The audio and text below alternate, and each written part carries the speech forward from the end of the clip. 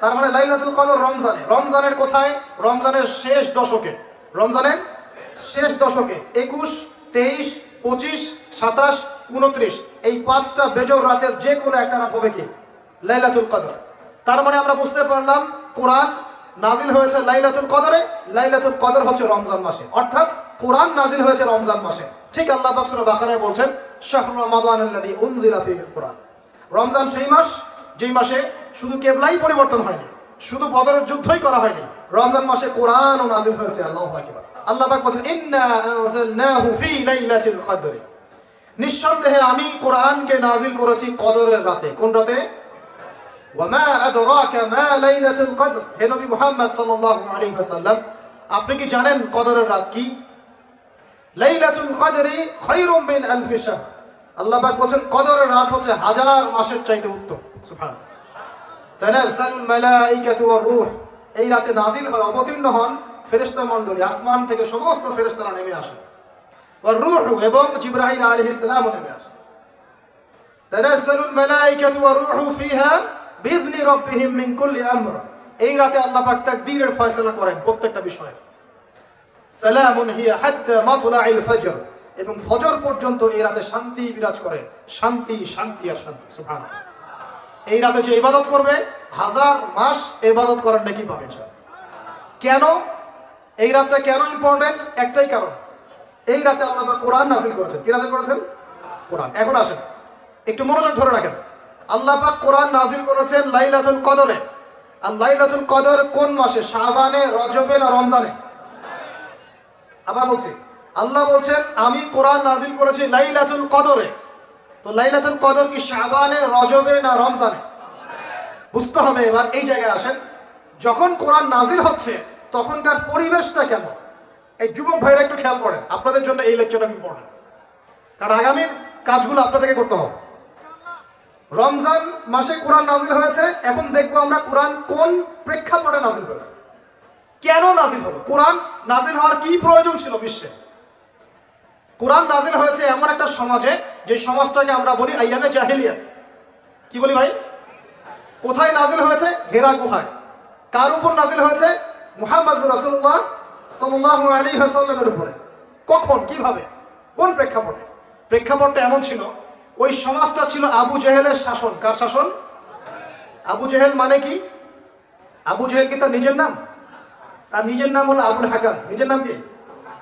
আবুল হাকাম মানে কি? আবুল হাকাম মানে জ্ঞানের পিতা। সোজা বাংলা ভাষায় বললে আবুল হাকাম মানে বুদ্ধিজীবী। আবুল হাকাম মানে কি? আমাদের সমাজে বুদ্ধিজীবীর অভাব আছে। টকশো মাথায় ফেলছে, একদম টকশোর পর টকশো, টকশোর পর টকশো, খালি বক বক বক বক বক বক, কাজের কাজ কিছুই নাই। কথা যতটুকু, কাজ তার চেয়ে অল্প। এত কথা, সুবহানাল্লাহ। মানে পৃথিবীর সব জ্ঞানী মানুষ এখানে গেছে। আপনারা এমন পৃথিবীর যত জ্ঞানী মানুষ আল্লাহ পাক এখানেই নাযিল করছেন। আবুল হাকাম, তার নাম আবুল হাকাম, জ্ঞানের পিতা। কার নাম? আবুল হাকাম। তাহলে এখন বলেন আবু জেহেলের নাম আবুল হাকাম, তো এখন আমরা ওকে আবু জেহেল বলে ডাকি কেন? বলেন দেখি। ও কোন জ্ঞান অর্জন করে নাই, কোন জ্ঞান চেনে নাই? যখন কোরআন নাযিল হচ্ছে এবং রাসূল সুন্নাহ দিয়ে দাওয়াতি কাজ করছেন, ইসলামের প্রচার করছেন, ও ইসলামের এই আলো চিনতে পারে নাই বলেই তার নাম আবু জেহেল। সে অনেক বস্তুবাদী জ্ঞানী ছিল ঠিকই, সে সমরবিদ্যা জানতো, অর্থনীতি জানতো, সে কূটনীতি জানতো, সে রাষ্ট্র পরিচালনার জ্ঞান জানতো, সে দারুন নাদওয়া পরিচালনা করতো, সে ব্যবসা করতে পারতো, সে কি জানতো না। কেন তাকে আবু জেহেল বলছি? কারণ সে কোরআন সুন্নাহর জাজল্যমান সত্যটাকে ডিনাই করেছে, এই কারণে। এরকম লোক আমাদের সমাজে আছে কি না? শুধু আমাদের সমাজে না, এরকম লোক দিয়ে এখনকার বিশ্বটাই ভর্তি। এখনকার বিশ্বে আবু জেহেল দিয়ে ভর্তি সব। অর্থনীতি, জিওপলিটিক্স, ভূরাজনৈতিক প্রেক্ষাপট, philosophy, science, arts, commerce, medical science, engineering, এমন কোনো জ্ঞান নাই যে তার জানা নাই। কিন্তু কোরআন এবং সুন্নাহর জ্ঞানে মিসকিন, সত্য চিন্তা মিসকিন। ওযু করতে পারে না, গোসল করতে পারে না, নামাজের ফরজ ওয়াজিব জানে না, সুন্নত মুস্তাহাব বোঝে না, কোরআন তেলাওয়াতও করতে পারে। একটা আয়াত তেলাওয়াত করতে দাঁত ভেঙে যাচ্ছে একেবারে। একটা আয়াত তেলাওয়াত করতে ওলামায়ে কেরামের সামনে বসলে একটা আয়াত তেলাওয়াত করতে 10টা ভুল বের করা যাবে। দিনের বেসিক জ্ঞান অর্জন করতে পারে। আবু জেহেল কাকে বলে? এই ধরনের মানুষকে আবু জেহেল বলে। আবু জেহেল কাকে বলে? কন্টেন্ট বানা দিয়ে দিও অনলাইনে। আবু জেহেল কাকে বলে? আবু জেহেলের সংজ্ঞা কি? আর আবু জেহেলের যুগে কি ছিল ভাই? আবু জেহেলের যুগে অনেকদিন বলেছি মেজর 5টা সমস্যা ছিল। কয়টা? মেজর 5টা। মাইনর সমস্যা অনেক, মেজর 5টা। এক, আবু জেহেলের যুগের বেশিরভাগ মানুষ শিরক করতো। কি করতো ভাই? লাত, উজ্জা, হবল, মানাত এইসব মূর্তির পূজা করতো। তো এখন হয়তো মুসলিম সমাজে এটা নাই ঠিকই, কিন্তু মুসলিমরা এখন কবর মাজার পূজা শুরু করেছে, করে নাই? মুসলিমরাও এখন নেক্সট শুরুতে ধোকা খাচ্ছে। শিরিক তো আমাদের সমাজে চলছে। শিরিক কি কেন আমি লেকচার দিয়েছি দেখবেন, মুসলিম সমাজে কত শিরিক চলছে। রাস্তাঘাটে উঠতে বসতে পেপার পত্রিকা খুললেই শিরিক। পেপার খুলবেন রাশিফল, সিংহ রাশি, কন্যা রাশি, দিনটা কেমন যাবে বিশ্বাস করলে মোশরেক হয়ে যাবে। রাস্তার পাশে টিয়া পাখি দিয়ে ভাগ্য পরীক্ষা করছে, হাতটা দেখে জানতো ভাই কি আছে, বললেই শিরক হয়ে যাবে। আংটি বিক্রি করছে, আংটি পরলে রোগ ভালো হবে, হাতে দিল রোগ ভালো হবে এই উদ্দেশ্যে, মোশরেক। হাতে দিয়েছে রোগ ভালো হবে, আমার ডায়াবেটিস ভালো হয়ে যাবে, বিসমিল্লাহ, ব্যাস মোশরেক। এই আকীদা নিয়ে পড়লেই মোশরেক। মুসলিম সমাজে অহরহ শিরক আছে। বাসায় মা বোন যারা আছে অনেকেই দেখা যায় চুল আঁচড়ায়, চিরুনি পরে গেলে বলে আজকে মেহমান আসবে। কি আসবে আজকে? মেহমান আসবে আজকে, বললেই শিরক। বাসা থেকে বের হচ্ছেন, আপনার পাঞ্জাবিটা একটু আটকে গেছে, আপনার স্ত্রী বলছে একটু বসে যান, অমঙ্গল হতে পারে, বসেন, বাস মোশরেক, শিরক হয়ে গেল। মুসলিম সমাজে রন্ধ্র রন্ধ্র শিরক এখন। আবু জাহেলের যুগে শিরক ছিল, এগুলো বলতে থাকলে এটা নিয়ে আলোচনা করতে হবে। আলোচনার টপিক আমার আজকে অন্য। আবু জাহেলের যুগে কি ছিল ভাই? শিরক ছিল, সমাজে রন্ধ্রে রন্ধ্রে শিরক ছিল। এখনকার সমাজেও শিরক আছে। তারা লা ইলাহা ইল্লাল্লাহ না পড়ে শিরক করতো, আমরা পড়েও শিরক করি। আল্লাহ পাক আমাদের সবাইকে শিরকের পাপ থেকে হেফাজত করুন বলি। এই একটা পাপ যদি কেউ না করে ইনশাআল্লাহ সে জান্নাতে যাবে, যতই পাপ করুক না কেন। জেনা করেছে, মদ খেয়েছে, মিথ্যা বলেছে, অনেক কিছু করেছে, শুধু শিরকের পাপ করে নাই, আল্লাহ তাকে মাফ করে দিবেন ইনশাআল্লাহ। বিশ্বাস করলেন না কথাটা? নবীজি বলেছেন এই উম্মতের যে কোনো ব্যক্তি যতই পাপ করুক না কেন আল্লাহ পাক সমস্ত পাপ মাফ করতে পারে, কিন্তু শিরকের গুনাহ আল্লাহ পাক মাফ করবেন। তওবা করে যদি মারা না যায় মাফ করবেন। একটা এক্সাম্পল দিয়ে বোঝাচ্ছি তাহলে ক্লিয়ার হয়ে যাবে। মনে করেন কেউ একজন জেনা করেছে, তওবা করার সুযোগ হয় নাই, মারা গেছে, নাউজুবিল্লাহ। এখন আল্লাহ পাক কিয়ামতের মাঠে এই জেনার পাপটা মাফ করে দিতে পারেন, যদিও সে তওবা করে নাই। যদিও সে তওবা করে নাই, আল্লাহ পাক এই পাপটাও মাফ করতে পারেন। কিন্তু একজন ব্যক্তি শিরক করেছে, তওবা করে নাই, কিন্তু এই অবস্থায় যদি কাল কিয়ামতের মাঠে আল্লাহর সাথে সাক্ষাৎ করে, আল্লাহ তার গুনাহ মাফ করবেন। এই শিরক আর অন্য পাপের এই হলো পার্থক্য। তাহলে সবচেয়ে কোন বিষয়টা থেকে আমাদের বেঁচে থাকা উচিত ভাই? শিরক কিও কেন, একটা বই পাওয়া যায়, কিনে নেবেন। কিতাবুত তাওহীদ একটা বই আছে, পড়ে নেবেন। কুরআন সুন্নাহর আলোকে বিশুদ্ধ আকীদার অনেক বই পাওয়া যায়। আর আকীদা সংক্রান্ত একটা অনবদ্য বই হলো আল আকীদা আত-তাহাওয়িয়া। এই 4-5টা বই পড়লে আপনার শিরকের কনসেপ্ট ক্লিয়ার হয়ে যাবে ইনশাআল্লাহ। আল্লাহ পাক আমাদেরকে পড়াশোনা করার তৌফিক দান। এবার আসেন, আবু জাহেলের যুগে ছিল সুদ। সুদ সুদ বোঝেন কিনা? 100 টাকা দিলাম 105 টাকা দেওয়া লাগবে। 1 লাখ টাকা দিলাম 1,01,000 টাকা দেওয়া লাগবে। 1,01,000 টাকাও যদি দেন ওই 1 টাকাই সুদ। সুদ তো আমরা বুঝি না। এখন তো পেপার মানির মধ্যেও সুদ আছে, ইলেকট্রনিক মানির মধ্যেও সুদ আছে। সামনে একটা আসবে অচিরেই ক্রিপ্টোকারেন্সি, বিটকয়েন, ওটার মধ্যেও সুদ থাকবে। আর সুদ ভিত্তিক ইকোনমিক সিস্টেম দিয়ে পুরো বিশ্বটাকে অক্টোপাসের মধ্যে পেঁচে ধরা হচ্ছে। মানে এটা যদি ওয়ার্ল্ড হয়, এটাকে চেপে ধরছে এভাবে, সুদ দিয়ে এভাবে চেপে ধরছে। আপনি বেরিয়ে হইতে পারবেন না, বেরোতে পারবেন না। যারা যে মার্শাল আর্ট প্র্যাকটিস করে ওরা জানে কিছু লক আছে। লক মানে যখন 1-on-1 ব্যাটল হয় রিংয়ে, যারা বক্সিং খেলে, মার্শাল আর্ট জানে, রেসলিং খেলে, এরা কিছু লক করতে পারে। লক মানে কিছু মারবে না আপনাকে, জাস্ট লক করে রেখে দিয়ে লড়তে পারবেন না, বুঝছেন? তো এরকম লক করে রেখে দিছে পুরো বিশ্বটাকে। এখন সুদ, বেরোতে পারবেন না। বের হতে পারবেন কোথায়? যদি মনে করেন আপনি খুব এই যে গ্রামে বাস করছেন, এখানে সমাজের লেনদেন করেন না, নিজে চাষবাস করেন, নিজে খান, তখন আপনি হয়তো বেঁচে থাকতে পারবেন। মার্কেটে গেলেই সুদে পড়তে হবে আপনাকে। এটা কি পসিবল? একা একা থাকা সম্ভব? অতএব সমাজে থাকতেই হবে। এখন সমাধান কি? ফাত্তাকুল্লাহ মাস্তাতা'তুম, সাধ্য মতো আল্লাহকে ভয় করেন। সাধ্য মতো আল্লাহকে ভয় করেন। ইচ্ছা করে সুদের সাথে সম্পৃক্ত হবেন না। যদি অনিচ্ছাকৃতভাবে সুদের অর্থ চলে আসে, যদি জানেন এটা সুদের, ছেড়ে দেন, এটা ছেড়ে দেন। ওইটা দিয়ে পাবলিক টয়লেট নির্মাণ করে দেন, তাও খায়েন না আল্লাহর ওয়াস্তে। কারণ নবীজি বলেছেন সাল্লাল্লাহু আলাইহি ওয়াসাল্লাম, 1 দিরহাম যে ব্যক্তি সুদ খায় সে যেন 36 বার জিনা করবে। এটা সহিহ বুখারীর হাদিস, ওলামায়ে কেরাম জানেন। যে ব্যক্তি 1 দিরহাম সুদ খেয়েছে সে যেন 36 বার জেনা করেছে। একবার জেনা করেছে, আপনি জানেন, কথায় কথা বললাম যে কারো পরিবারের কোনো এক মেয়ে বা ছেলে জেনা করে ফেলেছে, নাউজুবিল্লাহ, আপনি ধরা পড়েছে এলাকার মধ্যে, মানুষ তাকে কি সম্মান চোখে দেখে? ভবিষ্যতে সে যত ভালোই হয়ে যাক না কেন, ওর ঘরে বিয়ে দেওয়ার সময় মানুষ হাজারবার চিন্তা করবে, তাই না? তাই না বিষয়টা?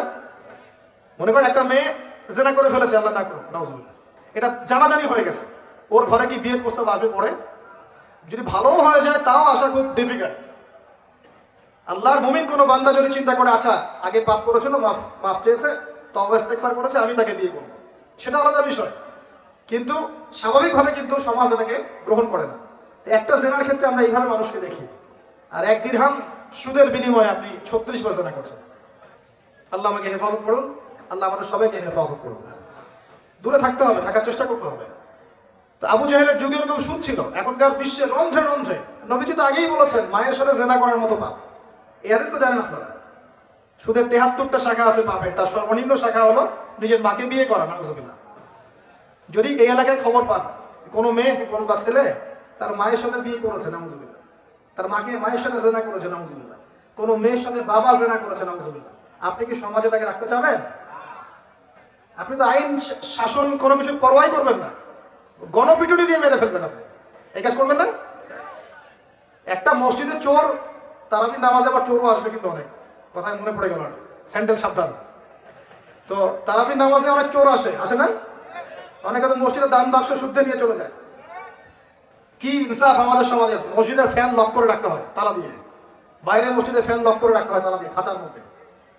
তো মসজিদেও চোর যায়। এখন চোর ধরা পড়ে গেলে কি পিছুনিটা পিছন আপনারা? মসজিদে একটা চোর যদি ধরা পড়ে, সবাই মিলে কি পিছনি দেওয়া শুরু করে, এটা কিন্তু অনৈতিক কাজ, জানেন? এভাবে সবাই মিলে গণধোলাই দেওয়া যায় না, তাকে নির্দিষ্ট প্রশাসনের কাছে হস্তান্তর করতে হবে। যদি এখন বলেন প্রশাসন বিচার করছে না, সেটা তাদের ব্যাপার। ও যদি ফাঁকফো করতে বের হয়, সেটা ওদের ব্যাপার, এইগুলোর দায়ভার তাদের। আপনি যদি নিজের হাতে শাসন তুলে নেন, সমস্যা আছে। এভাবে ইসলাম এটাকে জায়েজ করে না। ওর হাত কেটে ফেলার বিধান আছে, তাই না, কোরআনে? এটা আপনি করতে পারবেন না, এটা ইসলামিক আদালত করবে, ইসলামিক আদালত। সবাই যদি আইন হাতে তুলে নেয় তাহলে তো সমাজে বিশৃঙ্খলা হবে। এই জন্য এই সুযোগটা ইসলাম দেয় নাই। প্রমাণ হলে তাকে সুপর্দ করতে হবে প্রশাসনের কাছে। এখন দেখেন, একটা স্যান্ডেল চোরকে যে পিটানি দেন, এখন একটা লোক যদি মায়ের সাথে জেনা করে, নাউজুবিল্লাহ, কি মাইকটা মারবে মানুষ তাকে। এখন সুদের মধ্য দিয়ে নবীজি বলছেন সবচেয়ে নিম্ন পাপ হলো নিজের মায়ের সাথে জেনা করা, বলি নাউজুবিল্লাহ। আমরা অ্যাভেলেবেল কাজগুলো করছি, এই বোধোদয় আমাদের হচ্ছে না, কারণ কলব মরে গেছে। কলব কি হয়েছে ভাই? মরে গেছে। কলব চিন্তা করতে হবে। কলব চিন্তা করার জন্যই রমজান, কলব চিন্তা করার জন্যই কোরআন, এবং কলব চিন্তা করার জন্যই বেশি বেশি মওতের ফিকির আর আল্লাহর জিকির বেশি বেশি করা। আল্লাহ পাক তৌফিক দান করুন। আবু জাহেলের যুগ ছিল সুদের যুগ। কিসের যুগ? 1 নম্বর, আবু জাহেলের যুগ ছিল শিরকের যুগ। 2, আবু জাহেলের যুগ ছিল সুদের যুগ। 3, আবু জাহেলের যুগ ছিল মাদকের যুগ। কিসের যুগ? এখন নাই? কমটা বেশি? সুবহানাল্লাহ। রাস্তাঘাটে দেখি ছোট ছোট ছেলে পেলে এই যে প্লাস্টিকের ভিতরে কি কি জানি খায়, ছোট ছোট ছেলে, একদম ছোট কচি কাঁচা বাচ্চা। এদের ভবিষ্যৎ নিয়ে ভাববেটাকে? আমাদেরকে ভাবা উচিত না ভাই? আমাদের যুবকদের মধ্যে বড় একটা অংশ আজকে মাদকের ভয়াল থামায় ডুবে গেছে, যায় নাই? এদেরকে ফেরাতে হবে না? ভালোবাসার সংজ্ঞা কি তাহলে? ভালোবাসার সংজ্ঞা হচ্ছে, ভালোবাসার ডেফিনেশনটা হচ্ছে যে আপনি যাকে পছন্দ করেন, যাকে আপনি ভালোবাসেন, তাকে আপনি কতটুকু বোঝেন, এটা হলো ভালোবাসার ডেফিনেশন। আপনি তাকে বোঝেন কিনা, আপনি তার স্বপ্নের পাশে অংশীদার হতে পারছেন কিনা, তার যে লাইফের অ্যাম্বিশন, এখানে আপনি তার পাশে সাথ দিতে পারছেন কিনা, তার হাত ধরে থাকতে পারছেন কিনা, সে হোঁচট খেলে আপনি তার পাশে থাকতে পারছেন কিনা, হ্যাঁ, সে খারাপ সময় পার করলে আপনি তাকে সাপোর্ট দিতে পারছেন কিনা, আপনি তাকে কনফিডেন্স দিচ্ছেন কিনা, এগুলো ভালোবাসা। আমরা আমাদের সন্তানদেরকে ভালোবাসি না? সন্তান পড়ে গেলে আমরা হাত ধরে তুলি, ওঠো, কিছু হয়নি, আবার যাও, এটার নাম ভালোবাসা। আর এই যে নোংরা জেনা, হারাম অ্যাফেয়ার্স, এটার মূল জিনিসটা যৌনতা। এটা কি জিনিস ভাই? যৌনতা। যারা বলে না এখানে একটা ডিভাইন লাভ আছে, ঐশ্বরিক লাভ, আমি বলি একটা প্রতারণায়। ঐশ্বরিক লাভ না, এটা হচ্ছে শয়তানি লাভ। কারণ কি দেখেন, মনে করেন আপনি তাকে খুব ভালোবাসেন, সে আপনাকে অনেক ভালোবাসে, তাহলে এখন তার সাথে দেখা করেন না, দেখাটা বন্ধ করে দেন, হাত ধরেন না, জড়ায় ধরেন না, শারীরিক সম্পর্ক করেন না, আপনি এখানে তার সাথে পর্দা মেনটেন করেন, দেখেন পারেন কিনা। সে বলবে না আমি রাজি না। মেয়েও রাজি হবে না, ছেলেও রাজি হবে না। মেয়েও একটু শ্বশুরি পছন্দ করে, ছেলেও পছন্দ করে। আর এদিকে তো বিয়ে কঠিন করে ফেলা হয়েছে, এদিকে আবার পর্নোগ্রাফি ছড়ায় দেওয়া হয়েছে। তো সব মিলায়ে এরা নিজের চরিত্রকে হেফাজত করতে ব্যর্থ হচ্ছে। সলিউশন কি?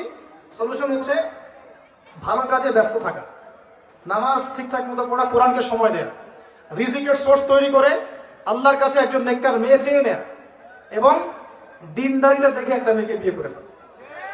বিয়ে করবেন জাস্ট যখন আপনি কবুল বলবেন আল্লাহ পাকের কালিমাকে সাক্ষী রেখে, আপনি ফিল করবেন যে তখনই আল্লাহর পক্ষ থেকে এই অপরিচিত একটা মানুষের প্রতি আপনার একটা মহব্বত তৈরি হয়ে যাবে। এটাই ভালোবাসা, এটাই ভালোবাসা। আর এটা আল্লাহ রাব্বুল আলামিন সূরা রুমের মধ্যে বলেছেন। সূরা রুমে আল্লাহ বলেছেন ওয়াজআলা বাইনাহুম মাওয়াদ্দাতা ওয়া রাহমা, আমি আল্লাহ তাদের মাঝখানে মহব্বত এবং ভালোবাসা সৃষ্টি করে দিই। আল্লাহ সৃষ্টি করে দেন। আমাদের নারীদেরকে দেখবেন, নানা নাই, দাদা নাই, দাদি নারীদেরকে দেখবেন, বলবে না আমি আমার স্বামীর ভিটা ছেড়ে কোথাও যাব না, বলে না? তাদের বিয়ে হয়েছিল, দেখা যায় দাদার বয়স ছিল তখন 16 আর দাদির বয়স ছিল তখন 14। এখন তো করা যাবেই না, এটা করলে আপনাকে শাস্তির আওতায় নিয়ে আসবে। তবে 16 বছর বয়সে আপনি জেনা আপনি করতে পারেন, ঠিক আছে, নাউজুবিল্লাহ। নারীর বয়স ছিল 10, 12, নানার বয়স ছিল 20। এইসব সময় বিয়ে হয়েছে না? 30, 40, 50 বছর সংসার করছে, কোনোদিন সংসারে ভাঙন হয় না। আচ্ছা না? আমার এটা ভালোবাসা। একজন আরেকজনের সম্মান বুঝতে শেখা, একজন আরেকজনের পাশে থাকা, একজন আরেকজনের স্বপ্নের পাশে থাকা, হোঁচট খেয়ে পড়ে গেলেও হাত ধরে উঠানো, পিছন থেকে কনফিডেন্স দেওয়া, তাকে বোঝা, রেসপেক্ট করা, সবচেয়ে বড় কথা বিশ্বাস করা। কি করা? ভিতর থেকে বিশ্বাসটাই হচ্ছে ভালোবাসার সবচেয়ে বড় নিদর্শন। বিশ্বাস নাই এখানে ভালোবাসার কোনো দামই নাই। তো যেটা আপনি মাদকে যেদিক দিয়ে গিয়েছেন, এটা একটা জেনার রাস্তা ছিল। কিসের রাস্তা ভাই? শয়তান আপনাকে না গেম খেলেছে। তো এই যে হয় সঙ্গদোষ, না হলে মেয়ের কারণে, অথবা দেখা যায় এমনি স্টাইল করার কারণে, খাই সবাই আমি একটু খাই, সমস্যা। কেউ কেউ একটু গুন্ডা মাস্তানি করতে পছন্দ করে, হকি স্টিক নিয়ে দৌড়াদৌড়ি করবে। ওই যে বলেছে একদিন 4-5 জন 10 জন মিলে একটা ছেলেকে মেরে ফেলে দিল। মনে করলো যে খুব বীর হয়ে গেছে। 4টা 5টা 10টা ছেলে মিলে একজনকে মারার নাম বীরত্ব? সাহস থাকলে একজন একজন মারামারি করলো না কেন? একজন একজন করতো, দেখতাম কার কোনো শক্তি। এখন তো মেয়েরাও মেয়েদেরকে মারা শুরু করছে। মাশাআল্লাহ, সবখানে উন্নতি, অগ্রগতি হচ্ছে। এটা নারী উন্নয়ন। এটা কি নারী উন্নয়ন না? হ্যাঁ, মাশাআল্লাহ। এখন এই জন্যই বলি যে কি বলবো, যে শিক্ষা প্রতিষ্ঠানে আল্লাহর ওয়াস্তে এইসব বন্ধ করে। শিক্ষা প্রতিষ্ঠান যারা চালান আল্লাহর ওয়াস্তে এখানে পরিবেশ নিশ্চিত করেন। পড়াশোনার একটা পরিবেশ দরকার হয়। শুধু টিচার ভালো হলে, সিলেবাস ভালো হলেই পড়াশোনা হয় না। একটা পরিবেশ লাগে, সুন্দর একটা পরিবেশ লাগে, যেখানে এ ধরনের প্রবলেম ফেস করে ছাত্রদেরকে, সেখানে কি পড়াশোনা হবে? আল্লাহ পাক আমাদের সবাইকে বোঝার তৌফিক দান করবে। দেখুন, আবু জাহেলের যুগে মাদক ছিল, এই যুগে আছে কি নাই? আছে না? আমি যে নসিহতটা করতে যাচ্ছিলাম সেটা শোনেন। সেটা হলো, সারা দুনিয়ার সমস্ত কষ্ট, সারা দুনিয়ার যত কষ্ট, দুঃখ এবং যন্ত্রণা যা আপনি নিজের মনে করছেন যেগুলো আমার, মাদক আপনার এই কষ্ট, দুঃখ, যন্ত্রণা নেভাতে পারবে না। কি নেভাবে? আমি আপনাকে ভাই হিসেবে পরামর্শ দেই, জাস্ট দুটো কাজ করবেন, আপনার সমস্ত দুঃখ, কষ্ট, যন্ত্রণা শেষ, মুহূর্তেই শেষ। 1 নাম্বার, সুন্দর করে ওযু করে মসজিদে গিয়ে আল্লাহকে সিজদা করেন, আপনার সমস্ত কষ্ট চলে যাবে। চলে যাবেই, আমি গ্যারান্টি দিচ্ছি 100%। 100% গ্যারান্টি, আপনার সমস্ত কষ্ট চলে যাবেই ইনশাআল্লাহ। আমাদের নবী যখনই কষ্ট পেতেন নামাজে দাঁড়িয়ে যেতেন। তুমি কষ্ট পেলে পেনশন ধরো। যখনই নবী কষ্ট পেতেন, তার কষ্ট মনে হতো, খারাপ লাগতো, কোনো কিছু উদ্বিগ্ন, চিন্তিত হতেন, তিনি ওযু করে নামাজে দাঁড়াতেন আল্লাহু আকবার বলে। আর তুমি গ্যাস লাইটার বের করেই ব্যাস ধরিয়ে টান দেওয়া শুরু। অনেস্টলি বলেন দেখি, ওটা টানলে কি কষ্ট কমে? কষ্ট কমে না? পারে, আরো বাড়বে। যত আপনি জিগিয়ে রাখবেন তত বাড়বে। একটা মজার কথা বলে আমি আস্তে আস্তে শেষের দিকে যাবো, আলোচনা কিন্তু আরম্ভ হবে না, রমাদান দিয়ে শেষ করবো। শোনেন, এক ব্যক্তি খুব বেশি কাঁদে, তো ওই ব্যক্তির সামনে গিয়ে একজন একটা কৌতুক বলছে, কৌতুকটা বলছে, সে ব্যক্তি বলছে আমি এই কৌতুক বহুদিন শুনছি, এই কৌতুক শুনে আমি অনেকদিন হাসছি, একই কৌতুক কতবার আমাকে শোনাও। তখন সে ব্যক্তি বলছে, দ্বিতীয় ব্যক্তি, যে একটা কৌতুক শুনে যদি তুমি বারবার হাসতে না পারো, তাহলে একই দুঃখের কথা মনে করে বারবার কাঁদো কেন? কথা বুঝতে পারছেন না? ঘটনা তো গন কে শেষ, আমার জীবন থেকে ওভার। ওর সাথে আপনার অতীতের সাথে আপনার এখনকার কি সম্পর্ক? এখনকার আপনি নতুন মানুষ এবং সেটা কন্টেক্স শেষ। অতএব মাদক আপনাকে সুখ দিবে না। সেজদা, অজু করে সেজদা মানে নামাজ, এবং দুই সবচেয়ে আমার সবচেয়ে ফেভারিট জিনিস, সেটা হলো আল কোরআন তেলাওয়াত। আল কোরআন অর্থ বোঝেন চাই নাই বোঝেন, আপনি তেলাওয়াত করতে থাকেন, মনের সব কষ্ট চলে যাবে ইনশাআল্লাহ।